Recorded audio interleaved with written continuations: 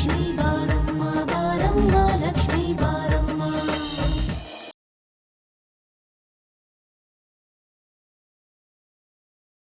ಅಮ್ಮ, ನೀವೇ ನೋಡ್ತಾ ಇರಿ. ನೀವು ನಂಬಿರೋ ಈ ದೇವರು ಆ ಹುಡುಗಿನ ಕರ್ಕೊಂಡ್ಬಂದು ನಿಮ್ಮ ಕಣ್ಮುಂದೆ ನಿಲ್ಲಿಸ್ತಾನೆ. ಸುಮ್ಮನೆ ಇರು ರಾಮು, ಯಾರು ಕೇಳಿಸ್ಕೊಂಡ್ರೆ ನಗ್ತಾರೆ ಅಷ್ಟೇ. ಇಲ್ಲಮ್ಮ, ನಿಮ್ಮಂಥ ಒಳ್ಳೆ ತಾಯಿ ಏನೇ ಕೇಳಿದ್ರು ಆ ದೇವರು ಇಲ್ಲ ಅಂತ ಹೇಳೋದಿಲ್ಲ.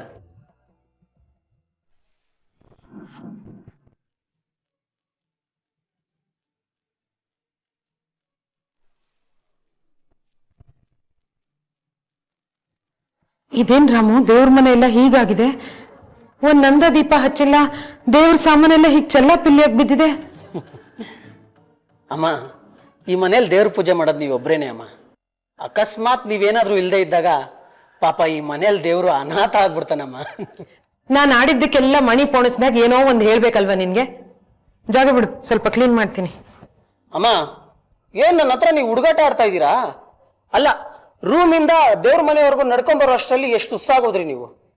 ಈಗ ನೋಡಿದ್ರೆ ಇದನ್ನೆಲ್ಲ ಕ್ಲೀನ್ ಮಾಡ್ತೀನಿ ಅಂತ ಹೇಳ್ತಾ ಇದ್ದೀರಾ. ಅದೆಲ್ಲ ಏನು ಬೇಡ, ನೀವು ರೂಮ್ಗೆ ಹೋಗಿ ರೆಸ್ಟ್ ತಗೊಳ್ಳಿ. ನಂಗೆ ಇದನ್ನೆಲ್ಲ ಹೀಗೆ ನೋಡ್ಕೊಂಡಿರಕ್ ಆಗಲ್ಲ ರಾಮು. ನಾನು ನಿಮ್ಗೆ ಯಾವ ಕೆಲಸನೂ ಮಾಡಕ್ ಬಿಡೋದಿಲ್ಲ. ಅಡುಗೆ ಕೆಲಸ ಇದೆ, ಅದನ್ನ ಮುಗಿಸ್ಕೊಂಬಂದು ನಾನೇ ಇದನ್ನೆಲ್ಲ ಕ್ಲೀನ್ ಮಾಡ್ತೀನಿ. ನೀನೊಬ್ನೇ ಎಷ್ಟು ಅಂತ ಕೆಲಸ ಮಾಡ್ತೀಯ ಮಗನೇ? ಅಮ್ಮ, ಇದೆಲ್ಲ ಕೆಲಸನ. ನೀವು ಹೋಗಿ ರೂಮಲ್ಲಿ ರೆಸ್ಟ್ ತಗೊಂತಾ ಇರಿ, ನಾನು ರೂಮಿಗೆ ಊಟ ತರ್ತೀನಿ. ನನ್ಗೆ ಏನಾಗಿದೆ ಅಂತ ಹಿಂಗ ಆಡ್ತಾ ಇದೀಯ ನೀನು? ಹಾಸಿಗೆ ಹತ್ರ ಊಟ ತಂದ್ಕೊಡೋ ಅಂತದ್ ಏನಾಗಿದೆ? ಒಂದ್ 4 ಹೆಜ್ಜೆ ನಡೆದು ಡೈನಿಂಗ್ ಟೇಬಲ್ ಹತ್ರ ಬಂದ್ಬಿಟ್ರೆ ಪ್ರಳಯ ಆಗೋಗುತ್ತೆ ಅನ್ನೋ ತರ ಮಾತಾಡ್ತಾ ಇದೆಯಲ್ಲ. ನೀನು ಚಂದು ಒಂದೊಂದ್ಸಲ ತುಂಬಾ ಅತಿ ಆಡ್ತೀರಪ್ಪ. ಬೇಜಾರು ಮಾಡ್ಕೊಂಬಿಡಿ ಅಮ್ಮ, ಡಾಕ್ಟ್ರ್ ಹೇಳಿದ್ರು ಅಂತ ಹೇಳಿದೆ ಅಷ್ಟೇ. ನೀನ್ ಏನಾದ್ರೂ ಹೇಳು, ಸಿಟ್ಟು ಬಂದಿದೆ ನನ್ಗೆ.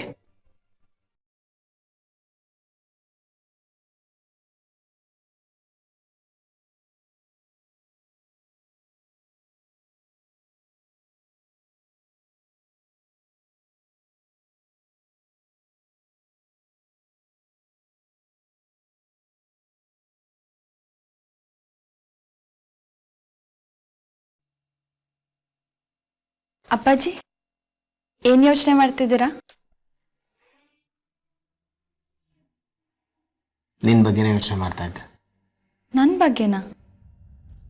ನಿನ್ನ ಬಗ್ಗೆನೇ. ಅದು ಯಾಕೋ ಗೊತ್ತಿಲ್ಲಮ್ಮ, ನಿನ್ನನ್ನು ಗೊಂಬೆ ಅತ್ತೆ ಮನೆ ಕಳ್ಸಕ್ಕೆ ನನ್ನ ಮನಸ್ಸು ಒಪ್ತಾ ಇಲ್ಲ. ಆದರೆ ಯಾಕೆ ಅಂತಲೂ ಅರ್ಥ ಆಗ್ತಾ ಇಲ್ಲ. ನಮ್ಮ ಮನೇಲಿ ನೀನು ಮನೆ ಮಗಳಿದ್ದಾಗಿದ್ಯಾ, ಆದರೆ ಅವ್ರ ಮನೇಲಿ ನಿನ್ನನ್ನು ಹೇಗೆ ನೋಡ್ಕೊಳ್ತಾರೋ ಏನೋ ಅಂತ. ನೀವ್ಯಾಕೆ ಅಷ್ಟು ಯೋಚನೆ ಮಾಡ್ತೀರಾ ಅಪ್ಪಾಜಿ? ಇರೋಕ್ಕೊಂದು ಮನೆ, ಮಾಡೋಕ್ಕೆ ಕೆಲಸ ಇದ್ದರೆ ನಂಗೆ ಅಷ್ಟೇ ಸಾಕು. ಹೆಂಗಿದ್ರೂ ಅಕ್ಕ ನನ್ನ ಜೊತೆನೇ ಇರ್ತಾಳೆ. ಆ ಮನೆ ಅನ್ನೋದ್ರೂಣ ನನ್ನ ಹಣೆ ಬರೋದು ಬರ್ದಿದ್ರೆ ಅದನ್ನು ಯಾರೂ ತಪ್ಸೋಕ್ಕಾಗಲ್ಲ ಅಲ್ವಾ ಅಪ್ಪಾಜಿ? ಕರೆಕ್ಟಾಗಿ ಹೇಳೆ ಚಿನ್ನು. ಅಪ್ಪ, ನಿನ್ನ ಮನೆ ಮಗಳಿಗೆ ಯಾವುದೇ ರೀತಿ ತೊಂದರೆ ಆಗದಿರೋ ಥರ ನೋಡ್ಕೊಳ್ಳೋ ಜವಾಬ್ದಾರಿ ನಂದು. ಓಕೆನಾ? ಓಕೆ. ಚಿನ್ನುನ ನೀನು ಯಾವತ್ತು ತಂಗಿ ಅಂತ ಅಂದ್ಕೊಂಡ್ಯೋ ಆವತ್ತಿನಲೇ ಅವಳು ನನ್ನ ಮಗಳು ಕೂಡ. ಆದರೆ ನೀನು ಹೋಗ್ತಿರೋ ಮನೆ ನಿನಗೆ ಅತ್ತೆ ಮನೆ, ಆದರೆ ಚಿನ್ನುಗೆ ಕೈಲಾಶ್,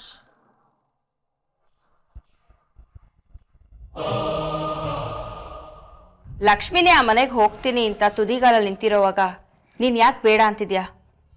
ಲಕ್ಷ್ಮಿ ಅಲ್ಲಿಗೆ ಹೋದರೆ ಗೊಂಬೆಗೆ ಓದೋದಕ್ಕೆ ಟೈಮ್ ಸಿಗತ್ತೆ, ಎಕ್ಸಾಮ್ಸ್ಗೆ ಚೆನ್ನಾಗಿ ಪ್ರಿಪೇರ್ ಆಗ್ಬೋದು. ನಾನು ಹೇಳ್ತಾ ಇರೋದು ನಿನಗೆ ಅರ್ಥ ಆಗ್ತಿಲ್ಲ ಕಲ್ಪನಾ. ಅದೇನು ಬ್ರಹ್ಮವಿದ್ಯೆ ಏನಲ್ವಲ್ಲ. ಅವಳಿಗೂ ಹೊಸ ಜನ ಹೊಸ ಜಾಗ ಪರಿಚಯ ಆಗತ್ತೆ. ಸ್ವಲ್ಪ ದಿನ ಈ ಮನೆಯಿಂದ ದೂರ ಇದ್ರೇನಂತೆ? ನನ್ನ ಮಗಳೇ ಹೋಗ್ತಾ ಇಲ್ವಾ? ಅಕ್ಕ, ಬಾವ, ನೀವಿಬ್ರು ಯಾಕೆ ಇಷ್ಟೊಂದು ತಲೆ ಕೆಡಿಸ್ಕೊತಿದ್ದೀರಾ? ಗೊಂಬೆ ಮತ್ತೆ ಚಿನ್ನುನ ಚೆನ್ನಾಗಿ ನೋಡ್ಕೊಳ್ಳೋ ಜವಾಬ್ದಾರಿ ನಂದು. Don't worry. ಮಮ್ಮಿ, ನಾವು ಒಬ್ರನ್ನೊಬ್ರನ್ನ ಕೇರ್ ತಗೋತೀವಿ, ನೀನು ಪಪ್ಪನ್ ಕೇರ್ ತಗೊಂಡ್ರೆ ಸಾಕು. ಚಿನ್ನು, ಬೇಗ ಹೋಗಿ ನಿನ್ ಬಟ್ಟೆಗಳನ್ನ ಪ್ಯಾಕ್ ಮಾಡ್ಕೊ, ಬೇಗ. ಓಕೆ ಅಕ್ಕ. ಗೊಂಬೆ, ನಿಮ್ಗೆ ಈಗ ಸಮಾಧಾನ ಆಯ್ತಾ? ಸತ್ಯವಾಗ್ಲು ತುಂಬಾ ಸಮಾಧಾನ ಆಯ್ತು, ಥ್ಯಾಂಕ್ ಯು. ಚಿಕ್ಕಿ, ನಿಂಗೇನೋ ತೋರಿಸ್ತೀನಿ, ಬಾಯ್ಲಿ.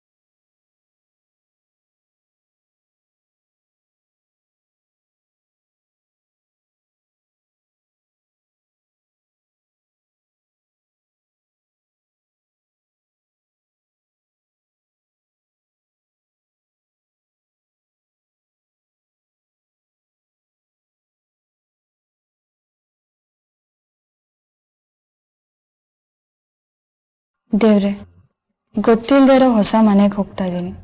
ಹೊಸ ಜನ, ಹೊಸ ಜಾಗ. ನೀನೇ ನನ್ನನ್ನು ಕಾಪಾಡಬೇಕಪ್ಪ. ನನ್ನವರು ಅಂತ ಯಾರೂ ಇಲ್ಲ. ಇದ್ದೊಬ್ಬ ತಾತಮ್ಮನೂ ಕರುಣೆ ಇಲ್ಲದೆ ಕಿತ್ಕೊಂಡ್ಬಿಟ್ಟೆ. ನನ್ನಂಥ ನತದೃಷ್ಟಿ ಎಲ್ಲಿದ್ರೇನಂತೆ. ಅದರಿಂದ ನಾನು ಕಳ್ಕೊಳ್ಳೋದು ಏನೂ ಇಲ್ಲ.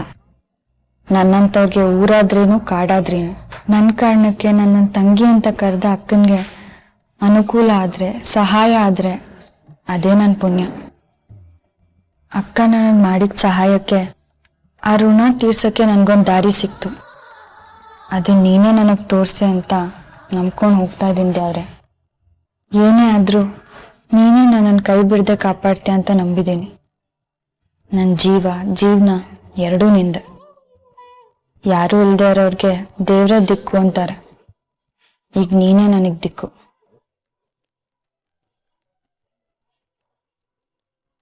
ಚಿನ್ನು,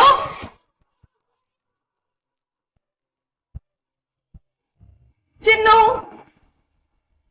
ಚಿನ್ನು, ಅಕ್ಕ ಇಲ್ಲೇ ಇದ್ದೀನಿ.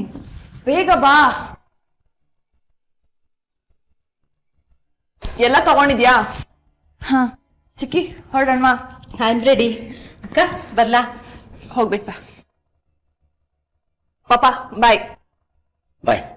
ಚಿನ್ನು, ಗೊಂಬೆ, ನಿಮ್ಗೆ ಅಲ್ಲಿ ಏನೇ ಬೇಕು ಅಂತಂದ್ರು ನನಗೆ ಫೋನ್ ಮಾಡಿ ತಿಳಿಸು. Okay, sure. ಗೊಂಬೆ, ಏನೇ ಕೆಲಸ ಮಾಡೋದಿದ್ರು ಲಕ್ಷ್ಮಿಗೆ ಹೇಳು, ಅವಳೇ ಮಾಡ್ತಾಳೆ. ಅತ್ತೆ ಸೇವೆ ಮಾಡ್ತೀನಿ ಅಂತೆ ಕತ್ತೆ ಥರ ಕೆಲಸ ಮಾಡಕ್ಕೆ ಹೋಗ್ಬೇಡ. ಎಕ್ಸಾಮ್ಸ್ ಹತ್ರ ಬರ್ತಾ ಇದೆ, ಗಂಭೀರವಾಗಿ ಕುತ್ಕೊಂಡು ಓದು. ಇಷ್ಟು ದಿನ ನಾನು ಓದ್ತೀನಿ ಅಂದಾಗ ಓದ್ ಏನ್ ಕಡ್ದು ಕಟ್ಟೆ ಹಾಕ್ಬೇಕು, ಮದ್ವೆ ಆಗು ಅಂತ ಹೇಳ್ತಿದ್ರಿ. ಇವಾಗ ನಿಶ್ಚಿತಾರ್ಥ ಮುಗ್ದಂದ್ಮೇಲೆ ಓದು ಅಂತ ಹೇಳ್ತಿದ್ಯಲ್ಲ. ನಿಮ್ಮ ಅಗತ್ಯ ತಕ್ಕಂಗೆ ನಿಮಗಿಷ್ಟ ಬಂದಂಗೆ ಮಾತಾಡ್ಬೇಡ. ಹೇಗ್ ಓದ್ಬೇಕು ಅಂತ ನನಗ್ ಚೆನ್ನಾಗ್ ಗೊತ್ತು. ನಾನು ಏನಾದ್ರೂ ಹೇಳಿದ್ರೆ ಅದಕ್ಕೇನಾದ್ರೂ ನೀನು ಉತ್ತರ ಕೊಡ್ಲೇಬೇಕಲ್ಲ. ಮೂಲಂತೆ ಸೀರೆ, ತಾಯಂತೆ ಮಗಳು ಅಲ್ವಾ? ಕೈಲಾಶ್, ಅಮ್ಮ, ನಾನು ಹೋಗ್ತಾ ಇದ್ದೀನಿ. ನೀವಿಬ್ರು ಇವಾಗ್ಲೂ ಜಗಳ ಆಡ್ಬೇಕಾ? ಗೊಂಬೆ, ಇದು ಜಗಳ ಅಲ್ಲ, ತಮಾಷೆ. ಸರಿ ಸರಿ, ಚಿನ್ನು ನೀನು ಗೊಂಬೆ ನೋಡ್ಕೋಬೇಕು. ಗೊಂಬೆ, ನೀನು ಚಿನ್ನು ನೋಡ್ಕೋಬೇಕು. ಕೈಲಾಶ್, ಇವರಿಬ್ರು ಹೋಗ್ತಾ ಇರೋದು ವನವಾಸಕ್ಕಲ್ಲ, ನಮ್ಮ ಅಪ್ಪನ ಮನೆಗೆ. ಅಲ್ಲಿರೋರು ಯಾರು ರಾಕ್ಷಸರಲ್ಲ. ಅಪ್ಪಾಜಿ, ನಾನು ಹೋಗ್ಬಿಟ್ಟು ಬರ್ತೀನಿ. ಸರಿ. ನೀನ್ ಹೋಗ್ತಾ ಇರೋದು ನಮ್ಮ ಅಪ್ಪನ ಮನೆಗೆ, ನಿಮ್ಮ ಅತ್ತೆ ಮನೆಗೇನಲ್ಲ. ನಮ್ಮ ಮರ್ಯಾದೆ ಹೋಗೋಂತ ಕೆಲಸ ಏನು ಮಾಡ್ಬೇಡ ಅಲ್ಲಿ. ಸರಿ ಅವರೇ. ಅಮ್ಮ, ಕಾಲಿಗೆ ನಮಸ್ಕಾರ ಮಾಡಿದವ್ರಿಗೆ ಆಶೀರ್ವಾದ ಮಾಡೋ ರೀತಿನ ಇದು. ಕಾಲಿಗೆ ಬಿದ್ದವ್ರಿಗೆ ಆಶೀರ್ವಾದ ಮಾಡ್ಬೇಕು ಅಂತಾನೆ ರೂಲ್ಸ್ ಏನಿಲ್ವಲ್ಲ. ಬುದ್ಧಿ ಮಾತು ಹೇಳ್ಬೋದು. ಸರಿ ಬಿಡು, ನೀನ್ ಹೇಳಿದ್ದೆ ಸರಿ, ನೀನ್ ಮಾಡಿದ್ದೆ ಸರಿ. ಚಿನ್ನು, ಬಾ ಹೋಗೋಣ. ಅಕ್ಕ ನಾವಿನ್ ಹೊರಡ್ತೀವಿ. ಅಮ್ಮಂಗೆ ಅವಾಗ ಅವಾಗ ಫೋನ್ ಮಾಡ್ತಾ ಇರು. ಸರಿ ಬಾವಾ, ಬರ್ತೀವಿ. ಆಯ್ತಮ್ಮ.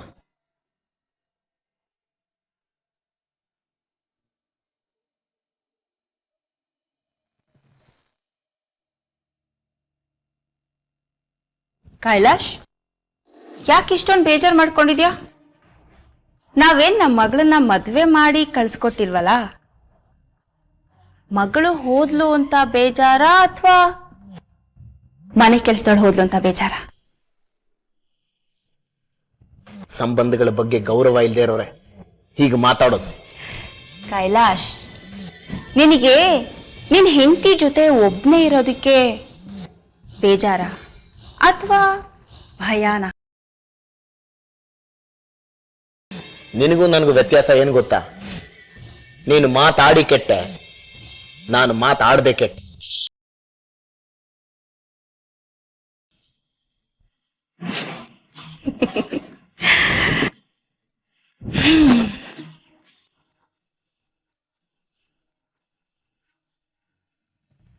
ರಾಮು, ಸ್ವಲ್ಪ ಸಾರು ಬಡಿಸು.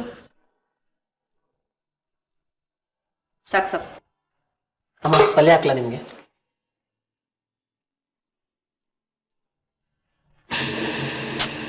ರಾಮು, ಒಂದ್ ಉಪ್ಪಿಲ್ಲ, ಖಾರ ಇಲ್ಲ, ಹುಳಿ ಇಲ್ಲ. ಏನ್ ಸಾರ್ ಮಾಡಿದ್ಯಾ? ನಾನೇ ಸ್ವಲ್ಪ ಕಡಿಮೆ ಆಗದೆ ಚಿಕ್ಕತ್ತೆ. ಡಾಕ್ಟ್ರು ಮಸಾಲೆ ಕಡಿಮೆ ತಿನ್ಬೇಕು ಅಂತ ಹೇಳಿದ್ರು, ಅದಕ್ಕೆ. ಸಪ್ಪೆ ಬಾಯಿಗೆ ಇಡಕ್ಕಾಗಲ್ಲ.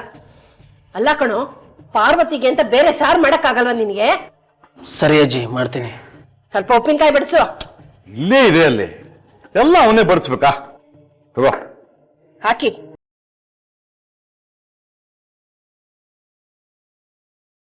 ಅಮ್ಮ ಅಮ್ಮ ಬಿಡಿ, ನಾನು ಎತ್ತೀನಿ.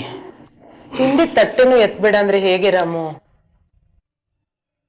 ನೋಡಮ್ಮ, ರಾಮು ಹೇಳ್ತಾ ಇರೋದು ಸರಿ ಇದೆ. ನೀನು ಸ್ವಲ್ಪ ದಿನ ಯಾವ ಕೆಲಸನೂ ಮಾಡಬಾರ್ದು, ರೆಸ್ಟ್ ತಗೋಬೇಕು. ಡಾಕ್ಟರ್ ಹೇಳಿಲ್ವಾ? ಮಾವ, ಮಲ್ಗಿ ಮಲ್ಗಿ ಬೇಜಾರಾಗೋಗಿದೆ. ಒಂದ್ ಸ್ವಲ್ಪ ಹೊತ್ತು ಹೊರಗಡೆ ಕೂತಿರ್ತೀನಿ. ಸರಿಮ್ಮ, ಎಲ್ಲಾದ್ರೂ ಕೂತ್ಕೋ. ಆದ್ರೆ ಆ ಇನ್ಹೇಲರ್ ಇದೆಯಲ್ಲ, ಅದನ್ನ ನಿನ್ನ ಹತ್ರನೇ ಇಟ್ಕೋ. ಈಗಿದೆಯಾ ನಿನ್ನ ಹತ್ರ ಅದು? ರೂಮಲ್ಲಿದೆ. ಮರ್ತೊಂದಿದೆಯಾ? ರಾಮು, ಹೋಗ ಅದನ್ನ ತಗೊಂಡ್ ಹೋಗ ಇನ್ಹೇಲರ್. ಸರಿ ತಾತ, ತರ್ತೀನಿ.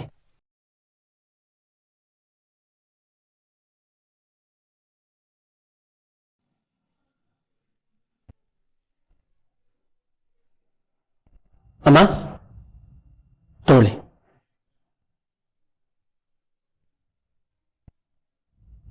ತಾತ, ಸ್ವಲ್ಪ ಪಲ್ಯ ಹಾಕ್ಲಾ? ಬೇಡಪ್ಪ. ಚಿಕ್ಕತ್ತೆ ನಿಮ್ಗೆ?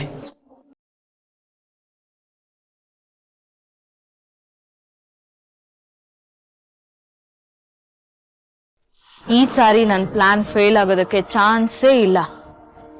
ನೀನು ಹೊರಗಡೆ ಹೋದೆ ಅಲ್ವಾ ಪಾರ್ವತಿ, ಮತ್ತೆ ಒಳಗಡೆ ಬರೋದೇ ಇಲ್ಲ.